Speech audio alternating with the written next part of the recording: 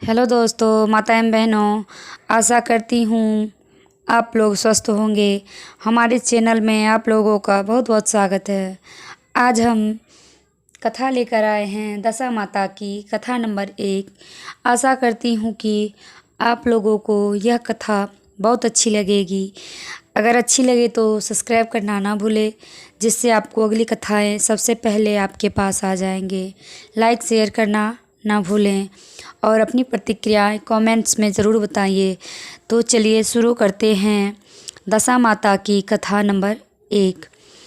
एक राजा था, उसकी 2 रानियां थीं। बड़ी रानी के संतान नहीं थी, छोटी रानी के पुत्र था। राजा छोटी रानी और राजकुमार को बहुत प्यार करता था। बड़ी रानी छोटी रानी से ईर्ष्या करने लगी। बड़ी रानी राजकुमार के प्राण हर लेना चाहती थी। एक दिन राजकुमार खेलता खेलता बड़ी रानी के चौक में चला गया। बड़ी रानी ने राजकुमार के गले में एक काला सांप डाल दिया। छोटी रानी दशा माता का व्रत करती थी। राजकुमार दशा माता का ही दिया हुआ था। दशा माता की कृपा से राजकुमार के गले में सांप बिना नुकसान पहुंचाए चला गया। दूसरे दिन बड़ी रानी ने लड्डुओं में जहर मिलाकर राजकुमार को खाने के लिए दिए। राजकुमार जैसे ही लड्डू खाने लगा तो दशा माता एक दासी का रूप धारण कर आई और राजकुमार के हाथ से लड्डू छीन लिए। बड़ी रानी का यह बार भी खाली गया। रानी को बड़ी चिंता हुई कि किसी भी तरह से राजकुमार को मारना है।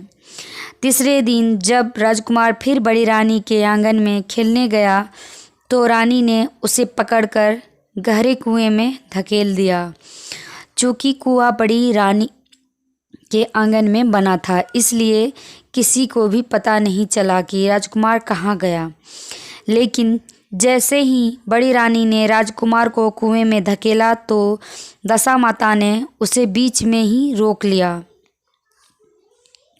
इधर दोपहर हो जाने पर राजकुमार के न लौटने पर राजा व छोटी रानी को चिंता सताने लगी। दशा माता को भी इस बात की चिंता हुई, राजकुमार को उसके माता पिता के पास किस प्रकार पहुंचाया जाए। राजकुमार को तलाश करने वाली कर्मचारी निराश होकर बैठ गए। राजा और छोटी रानी पुत्र शोक में रोने लगे।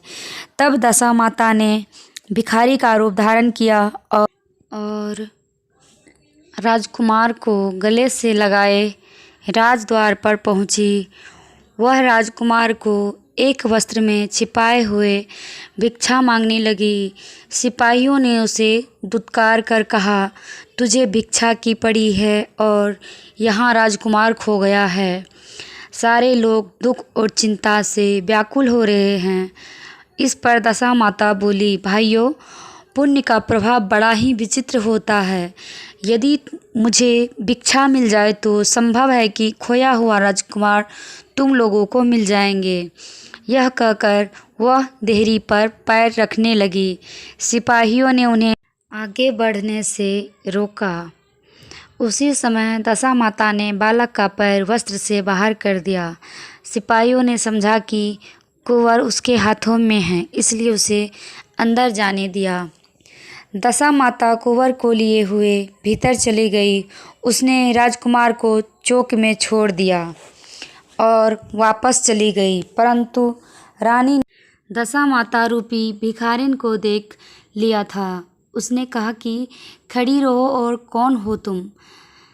तुमने 3 दिन मेरे बेटे को छिपकर रखा था। तुमने ऐसा क्यों किया? तुम्हें मेरे इस प्रश्न का उत्तर देना होगा। दशा माता उसी समय ठहर गई। उन्होंने बताया कि मैं तुम्हारे पुत्र की चोरी करने वाली नहीं हूँ। मैं तो तुम्हारी आराध्य देवी दशा माता हूँ।